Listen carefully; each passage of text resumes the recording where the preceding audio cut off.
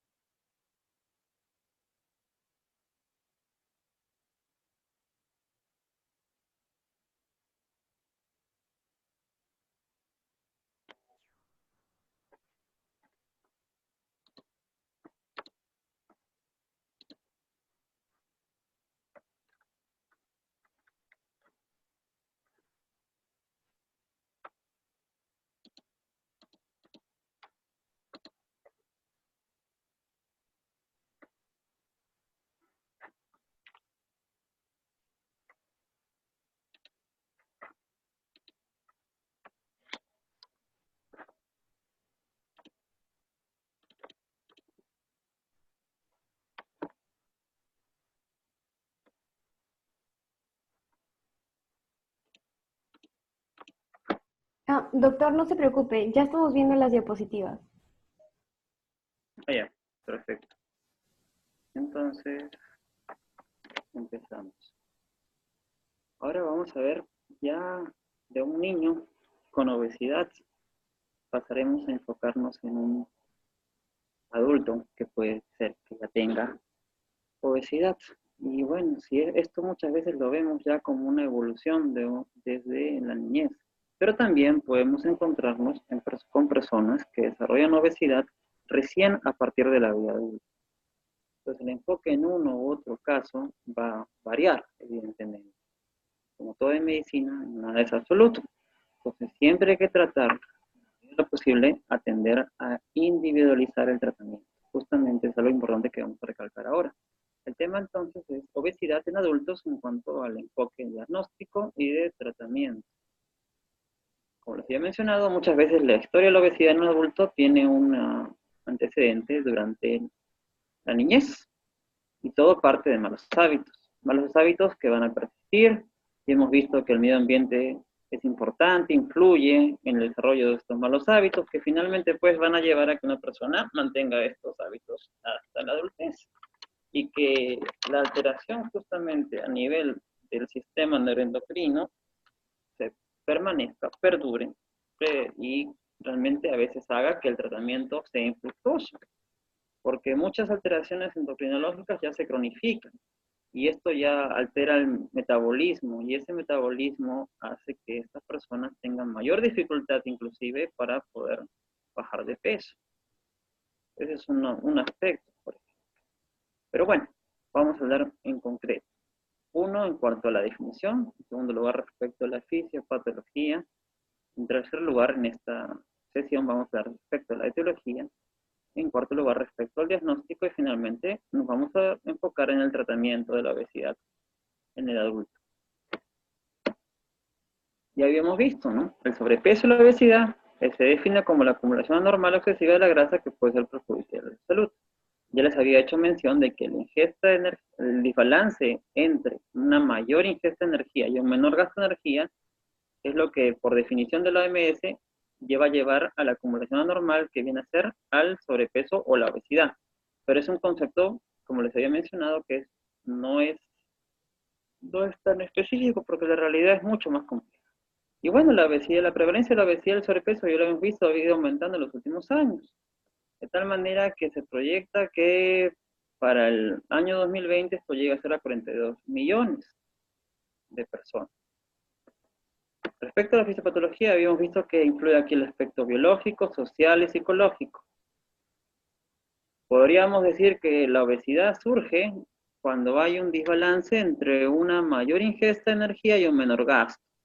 Sin embargo, vemos que para que haya una mayor ingesta de energía, acá interviene el sistema nervioso central, el sistema nervioso periférico, también interviene aquí el sistema neuroendocrino, varios neuromoduladores, influye aquí el tejido adiposo, que es un tejido neuroendocrino, también actualmente está en boga, las hormonas intestinales, por ejemplo, la grelina, el GLP-1, el GIP, y también el sistema de la melanocortina. El sistema de la propia melanocortina es muy importante para la regulación del núcleo arcuato, por ejemplo, ¿no? Al nivel del hipotálamo. Y todo esto está regulado por un sistema de retroalimentación. Entonces vemos que en realidad no es tan sencillo como hablar simplemente de mayor ingesta y menor gasto. Ese es el aspecto biológico. Hay un centro muy importante para el control del apetito, que es el núcleo ventromedial y el núcleo ventrolateral. Como recordarán muchos de ustedes por sus clases de fisiopatología y fisiología. El núcleo ventromedial tiene que ver con el control de la saciedad. El núcleo ventrolateral con el aumento del apetito. Entonces, cualquier patología que afecte al núcleo ventromedial, por ejemplo, va a condicionar la aparición de obesidad. Entonces, estos centros son muy importantes, estos centros a nivel hipotalámico, porque va a regular justamente todo ese sistema neuroendocrino. Pero no solamente influye ello, también influye la termogénesis, influye también en los niveles de la hormona de crecimiento. Por ejemplo, también aquí influye los niveles de la TRH. La TRH es una hormona hipotalámica muy importante en el control del sistema neuroendocrino. Y también, obviamente, aquí influyen los hábitos de alimentación y la actividad física. Entonces, este sistema neuroendocrino es el que va a regular finalmente que una persona aumente la ingesta de energía o disminuya el gasto de energía. El medio ambiente obesogénico también es importante en la vida adulta. En la vida adulta, muchas veces hay malos hábitos que se mantienen desde la niñez, o hay malos hábitos que se adquieren después, por ejemplo, de dar a luz, o, por ejemplo, malos hábitos que se adquieren cuando la persona entra a tener una vida ya adulta en cuanto a lo que es sus actividades laborales, por ejemplo. A veces la presión de tener que laborar varias horas al día hace que tengan malos hábitos de alimentación, o, por ejemplo, personas que hacen actividades eh, durante la noche, que tienen un estilo de eh, trabajos, por ejemplo, nocturnos, afectan su ritmo circadiano. Entonces, todo eso, esos malos hábitos, justamente es algo muy frecuente que se ve en pacientes adultos. También, obviamente, muchas veces el hecho de la actividad que hacen de tipo ocupacional llevan a que no tengan actividad física prácticamente, o no hacen ningún tipo de actividad física en sus labores. Eso también repercute en un mayor sedentarismo. Y muchas veces también el aspecto psicosocial es muy importante, ¿no? A veces hay malos hábitos que se pueden ver reflejados, ¿no? Cuando una persona acude a centros de recreación, solamente se le ofrecen alimentos que son altos en calorías, grasas, frituras. Pues todo ese medio ambiente exogénico es al que tiene que enfrentarse un adulto. Y finalmente tiene que saber escoger. Cuando no sabe escoger, pues evidentemente eso favorece que aparezca la obesidad. Entonces, en la patogénesis la obesidad influye, la genética también. En este caso, en la obesidad hablamos de que hay varios genes que pueden estar implicados, no solamente es un solo gen. Y eso habla que no todos los individuos son iguales. Hay unos que son más susceptibles a ser obesos que otros.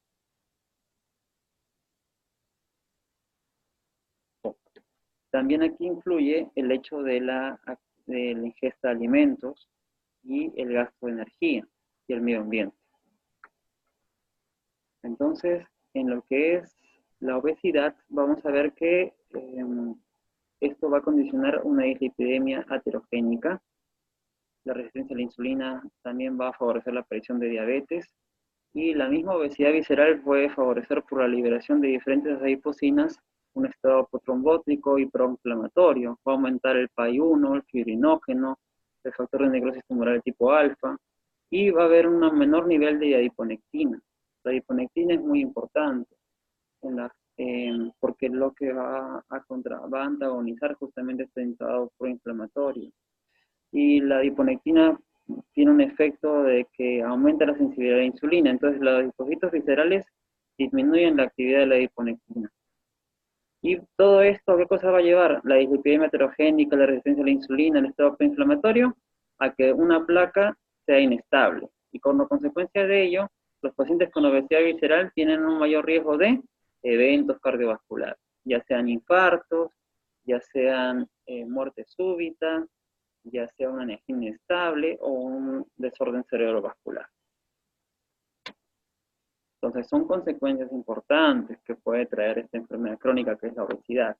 Y en el adulto sobre todo es más frecuentemente asociado a patologías, por ejemplo, como el síndrome ovario poliquístico, como ya les había mencionado, o también a la aparición de hipertensión, o inclusive aquí les hago mención no solamente a la esteatohepatitis no alcohólica, sino también a su estado evolutivo mayor, que es la aparición de fibrosis, quiero decir, cirrosis hepática no alcohólica, por NASH, o también la enfermedad cardiovascular, ya les había mencionado también el cáncer, y bueno, la diabetes. Entonces, estas son complicaciones de la obesidad que son importantes, que nosotros posteriormente hablaremos de ello, debemos descartar o evaluar en todo paciente que tiene obesidad. Respecto a la etiología, aquí solamente les haré mención que en un adulto es importante evaluar la parte de los medicamentos. Siempre hay que recordar, que hay comorbilidades, por ejemplo, patologías psiquiátricas, en las cuales se usan, por ejemplo, fármacos como antipsicóticos, como la olanzapina, por ejemplo, el trastorno bipolar, o pacientes con enfermedades reumatológicas que usan glucocorticoides. Muchas veces todos esos medicamentos pueden favorecer la aparición de obesidad. O pacientes con trastornos neurológicos como epilepsia que usan anticonvulsivantes, la gabapentina, la carbamazepina puede predisponer el aumento del peso.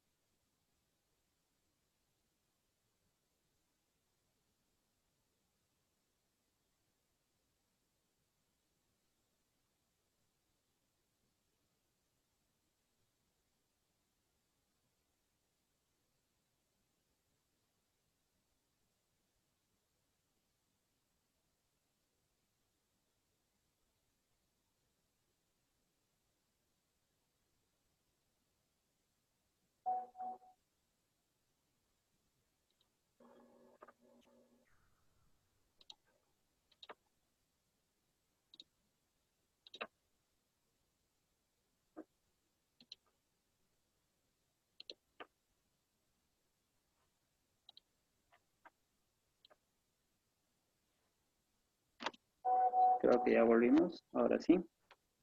Disculpen, hubo acá un pequeño problema técnico.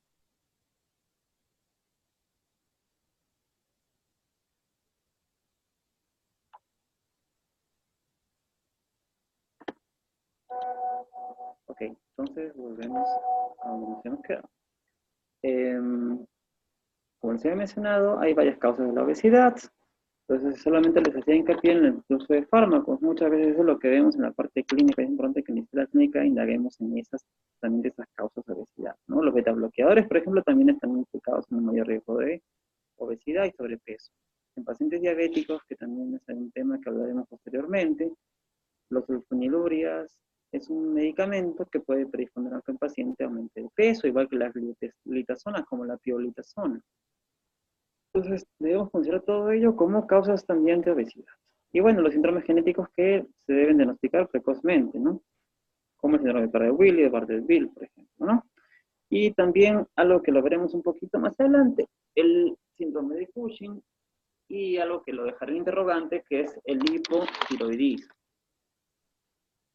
Hay factores intrínsecos, extrínsecos, que debemos considerar en un paciente adulto con obesidad. La edad, sobre todo, en que apareció el sobrepeso, es una pregunta muy importante que debemos hacernos y debemos considerar como un factor predisponente a obesidad. No es lo mismo un adulto que nos dice que su obesidad inició desde la infancia a aquel que lo inició a los 40, 45, 50 años. Las influencias prenatales son muy importantes, ya lo habíamos visto, ¿verdad? Tomar el dato del perímetro cefálico al nacer, o si hubo o no macrocemia fetal, la diabetes mellitus materna, o si hubo una madre fumadora. Son factores de riesgo de alteraciones metabólicas en el adulto. También si el paciente recibió lactancia materna, porque se ha visto que la lactancia materna es un factor protector para la aparición de obesidad. También considerar el estilo de vida del paciente, si es un deportista, si es un oficinista, saber el tipo de ocupación que realiza, el tipo de alimentación que predomina en su dieta, si es a predominio de carbohidratos, si es a predominio de grasas, si es a predominio de proteínas. Y bueno, también va a variar esto de acuerdo al sexo. Estos son todos los fármacos, aquí se los dejo para que los quieran revisar, tomar en cuenta que todos los medicamentos tienen efectos colaterales y uno de ellos es el aumento del peso. Por ejemplo, es muy frecuente también, no les había mencionado, el uso de inhibidores de recaptación de serotonina, por ejemplo, ¿no? La fluoxetina, la paroxetina, se relacionan con aumento de peso. La sertralina tiene un efecto neutro, por ejemplo. El grupo étnico es importante también. Los hispanos, he visto que tienen mayor riesgo de tener sobrepeso o obesidad, igual que la raza negra, un poco menos que los blancos. Y el nivel socioeconómico, eso también lo había mencionado hace un momento, es importante porque el consumo de alimentos de con altas calorías, por ejemplo, las grasas o, por ejemplo, los carbohidratos, son baratos, ¿no? Entonces, cuando uno quiere alimentarse generalmente en forma adecuada, tiene que invertir.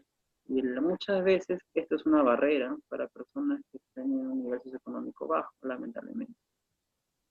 Entonces debemos procurar alimentos que sean saludables, pero también que sean baratos, ¿okay? Cuando hagamos un régimen de alimentación. Entonces el nivel socioeconómico es muy importante como factor predisponente a la obesidad. Y aquí esto lo he puesto como una diapositiva aparte en realidad, porque es un factor muy importante, que es el factor psicológico. Detectar ansiedad, detectar depresión o trastornos de alimentación es importante porque es en sí un factor que predispone a la obesidad. Si no tratamos la ansiedad, si no tratamos la depresión, el paciente es muy poco probable que pueda perder peso, si es que esto está relacionado a la aparición de obesidad. Por eso el enfoque, ya les he mencionado, es multidisciplinario cuando hablamos de obesidad. Esto es lo que les mencionaba, el hipotiroidismo. ¿El hipotiroidismo se relaciona con obesidad? Muchos podrán pensar que sí, pero en realidad los últimos metaanálisis nos demuestran que esto no es así. Sí se ve que el hipotiroidismo descompensado, casi cercano a una crisis nixematosa, puede hacer que un sujeto aumente de peso. Eso sí es cierto, porque el paciente va a retener líquido. Sin embargo, un paciente que tiene un hipotiroidismo subclínico o un hipotiroidismo que no es severo, paciente no necesariamente va a aumentar de peso. Lo que sí se ve son alteraciones en sus valores bioquímicos, pero eso tiene una explicación. ¿Por qué? Porque cuando hay un aumento de tejido adiposo, la TRH, normalmente que se produce en el hipotálamo, aumenta. Y la TRH, cuando aumenta en un sujeto con obesidad, va a hacer que la TSH aumente ligeramente. Pero eso es una alteración fisiológica que no tiene relación con una deficiencia de la tiroxina o la triotironina. No es un defecto en la tiroides, sino es una alteración metabólica producto del acúmulo de tejido adiposo. Por lo tanto, estos, inclusive si tenemos un sujeto que tiene una TSH, por ejemplo, que esté ligeramente por encima del rango normal, debemos descartar que no se deba a esto la obesidad antes. Se ha demostrado que sujetos que tienen elevaciones ligeras de TSH bajando de peso, lo normalizan. Así que no debemos atribuir o achacar la obesidad a un sujeto que tiene hipotiroidismo subclínico o hipotiroidismos que no son severos. El síndrome de Cushing sí es una enfermedad endocrina que predispone a obesidad centrípeta, por lo tanto es una causa de obesidad que debemos descartar. Sobre todo, como les había mencionado al inicio, en la sesión anterior, en sujetos que tienen talla baja, en niños, debemos descartarlo con mucha frecuencia. Y bueno, trastornos genéticos se pueden llevar hasta la adultez, también se deben evaluar, ya los habíamos mencionado en la sesión anterior. Bueno, aquí en la evaluación diagnóstica no va a haber mucha variación. Es importante en la historia clínica que incluya antecedentes familiares, personales, fisiológicos, patológicos, y la evaluación del estado nutricional, que aquí debe incluir no solamente la evaluación del índice de masa corporal, sino también de la circunferencia abdominal. Y un examen físico que debe procurar evaluar si hay alteraciones, ya aquí más bien alteraciones relacionadas a complicaciones de la obesidad. Además de la acantosis nígricans y de la presencia de cordones, por ejemplo, si son mujeres, debemos evaluar, por ejemplo, si hay acné, si hay hirsutismo. También debemos evaluar si hay estrellas violáceas o estigmas del síndrome de Cushing, por ejemplo, ¿no? O alguna dismorfia que no se ha diagnosticado en relación a algún síndrome genético. Entonces aquí el examen físico es muy importante. Y también la distribución de la grasa corporal. También debemos evaluar los hábitos de alimentación y si hay o no actividad, o el nivel, perdón, de actividad física. Bueno, respecto a guías de diagnóstico y tratamiento de obesidad, hay varias actualmente. Hay guías de la Asociación Americana de Endocrinólogos Clínicos, hay guías de la Asociación Americana de la Medicina y de la Endocrine Society, de la Asociación de Endocrinología de Estados Unidos. Independientemente de la guía que ustedes revisen, deben tomar en cuenta que lo primero que hay que evaluar realmente es el estado nutricional.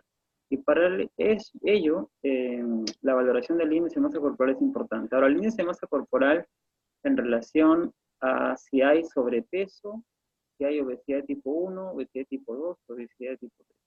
Sin embargo, como de repente algunos ya han leído, el índice de masa corporal no es un parámetro que nos diga realmente o nos hable de riesgos cardiovasculares, porque el índice de masa corporal no evalúa la presencia de obesidad visceral o no. Para eso tenemos otra herramienta, que es la medición de la circunferencia abdominal. Entonces, cuando evaluamos el estado nutricional de una persona en la cual sospechemos que hay sobrepeso o obesidad, debemos evaluar el índice de masa corporal y también la circunferencia abdominal. Ahora, el índice de masa corporal en algunas etnias baja en el punto de corte a 23, por ejemplo, en asiático. Pero para nuestra población y también norteamericanos, en raza negra, hablamos de un índice de masa corporal en rango de sobrepeso cuando es mayor o igual a 25 kilos por metro cuadrado. Y la circunferencia abdominal sí va a variar de acuerdo a las series, de acuerdo a de dónde ustedes obtienen el dato. Y para nuestra población de Sudamérica y también en datos peruanos, van a encontrar que en varones hablamos de una circunferencia abdominal normal cuando es menor o igual a 90-92 en varones y en mujeres cuando es menor o igual a 82. Aunque bueno, hay algunos estudios peruanos que elevan un poco las cifras. Por ejemplo, un estudio en Arequipa que en mujeres consideró un valor normal de circunferencia abdominal para 84 en mujeres y 96 en varones. Pero bueno, si ustedes seguían con la Federación Internacional de Diabetes, el dato de 80, 82 en mujeres y 92 a 90 en varones es lo que actualmente está diciendo. Entonces, el índice de masa corporal, como les había dicho, tiene limitaciones, no nos habla nada de obesidad visceral, por lo tanto, ahí tenemos que incluir otras herramientas. Dentro de ellas está la circunferencia abdominal. ¿Por qué es importante la obesidad visceral? Porque justamente se relaciona mucho la obesidad visceral a la presencia de complicaciones metabólicas, ya sean prediabetes o diabetes, y también dislipidemias heterogénicas. Y también nos habla por lo tanto, de mayor riesgo de eventos cardiovasculares. De tal manera que cuando hay obesidad visceral, el riesgo de un evento cardiovascular casi aumenta 20 veces respecto a aquel que no tiene obesidad visceral. Por eso es importante evaluar. En esta parte también, como hablamos ya de adultos, también podremos hacer una pregunta respecto a los adultos mayores. ¿Qué es de los adultos mayores? ¿Cuándo hablamos de normalidad en un adulto mayor respecto al IMC? ¿Debemos ser tan estrictos como los adultos? Pues bueno, aquí se describe que hay una curva J de mortalidad. ¿Qué quiere decir esto? Por ejemplo, en pacientes mayores de 65 años, si nosotros hablamos de que el índice de masa corporal sea menor a 22, se ha visto que la mortalidad aumenta.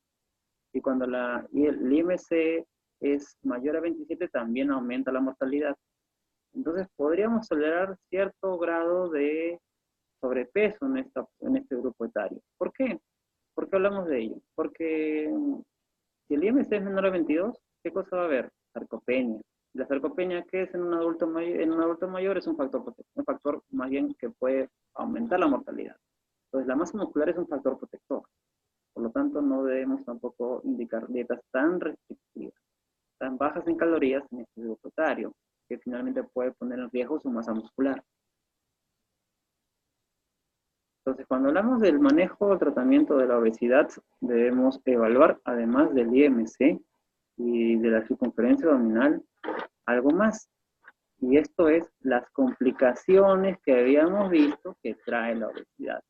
Debemos descartar que el paciente obeso no tenga diabetes, que no tenga hipertensión, que no tenga síndrome de la apnea del sueño, que no tenga insuficiencia respiratoria crónica, que no tenga esteatohepatitis no alcohólica, enfermedad por hígado graso, que no tenga enfermedad por reflujo gastroesofágico, asma, trombosis venosa profunda, incontinencia urinaria o artrosis. Esas son complicaciones que va a traer la obesidad. Entonces, cuando evaluamos a un paciente, además de las medidas antropométricas, debemos evaluar o hacer un checklist de todas aquellas complicaciones que trae la obesidad.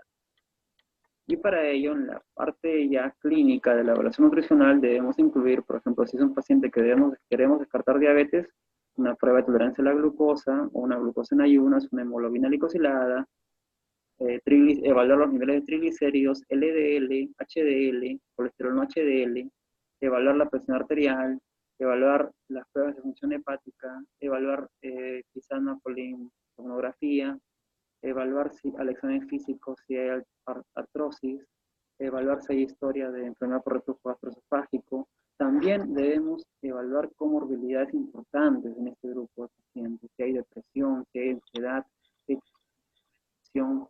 Eso es importante que nosotros evaluemos, además de evaluar las medidas antropométricas. Y algo que también sería aquí importante es descartar que no haya causas secundarias de obesidad. Eso también debe estar incluido dentro de la evaluación.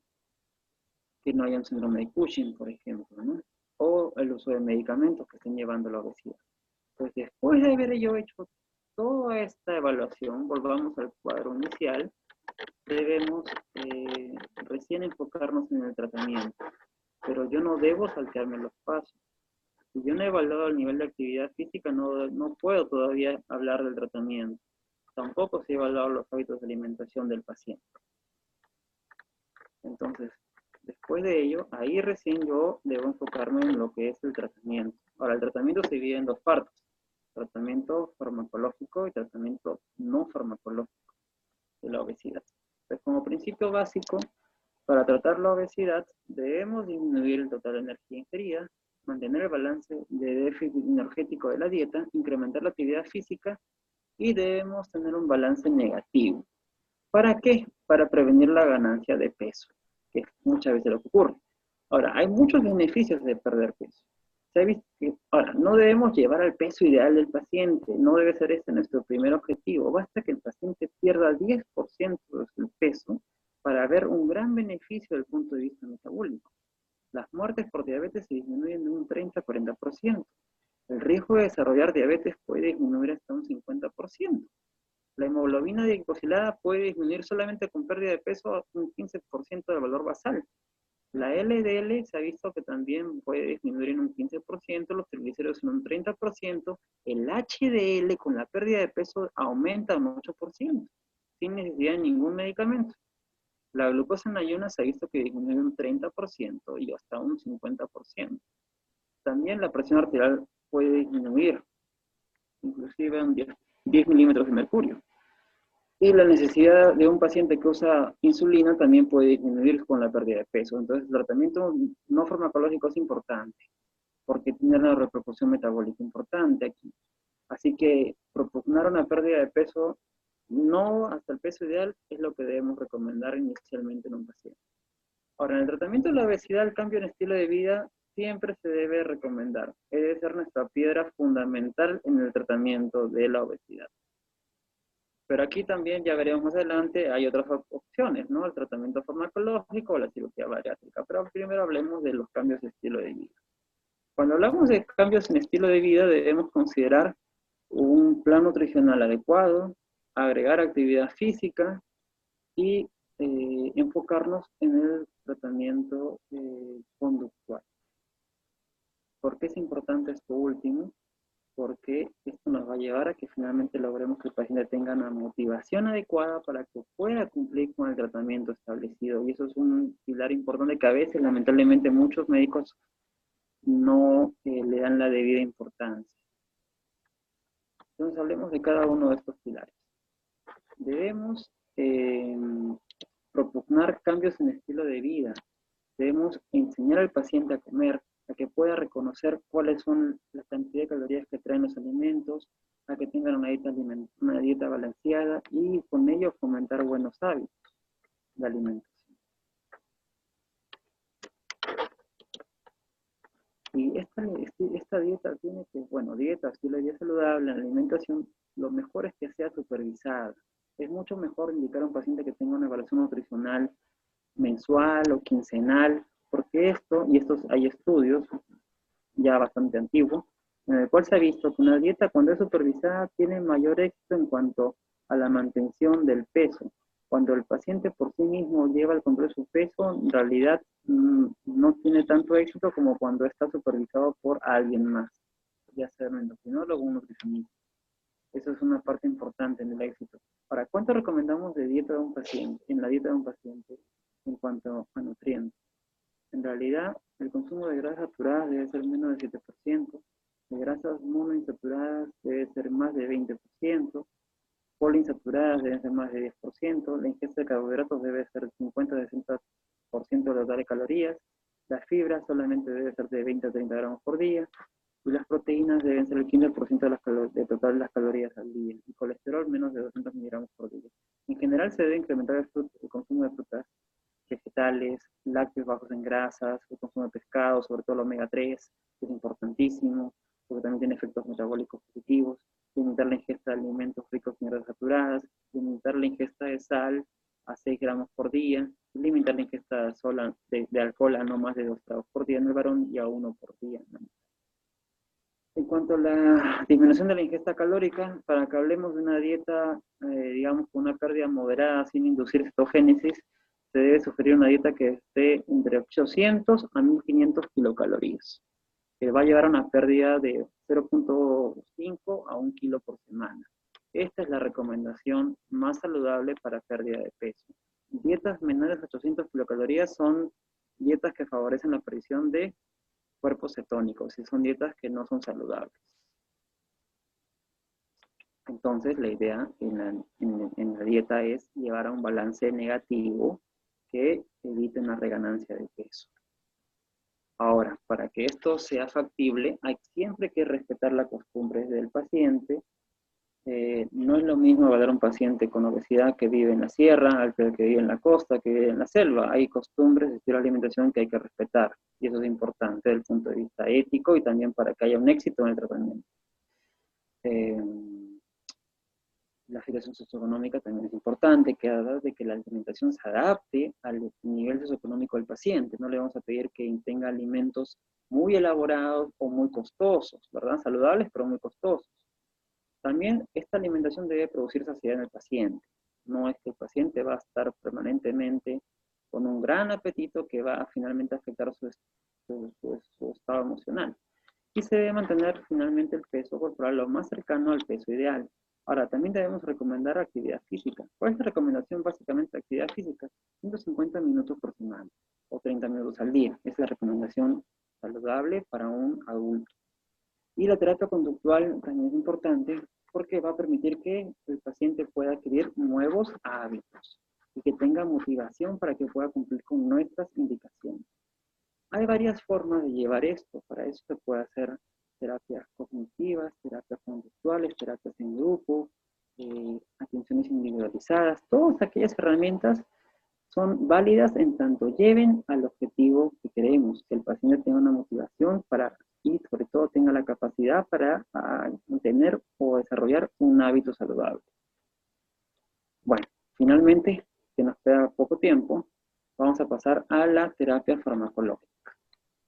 Respecto a la terapia farmacológica, aquí esto es un área actualmente que está en boga porque hay cada vez más medicamentos o se van explorando nuevos medicamentos que van a ayudar al tratamiento de la obesidad. Ahora, debemos partir de un principio. Para muchas personas la obesidad se ha vuelto crónica o es crónica. Por lo tanto, el tratamiento farmacológico en este grupo de pacientes puede ser también crónico.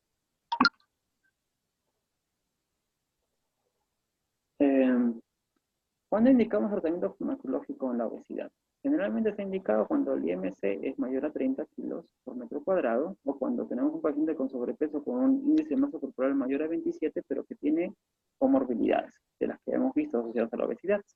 Cuando hay terapia al cambio conductual, incluyendo dieta y ejercicio, también podemos considerarlo cuando no hay contraindicaciones para poder usarlo. ¿Y cuándo decimos que un tratamiento es exitoso? Cuando se ha visto que por lo menos lleve a un 5% de pérdida de peso en 4 semanas en los 3 primeros meses. Bueno, entonces, en un paciente con sobrepeso, podemos usar medicación siempre y cuando el IMC sea mayor a 27 y tenga alguna comorbilidad. Por ejemplo, un paciente con sobrepeso con diabetes, ahí podemos usar medicamentos. Un paciente con sobrepeso con dislipidemia o hipertensión o una enfermedad cardiovascular o enfermedad poligraso no alcohólica, o un paciente con sobrepeso y síndrome ovario poliquístico, o un paciente con sobrepeso y artrosis o con incontinencia urinaria o depresión.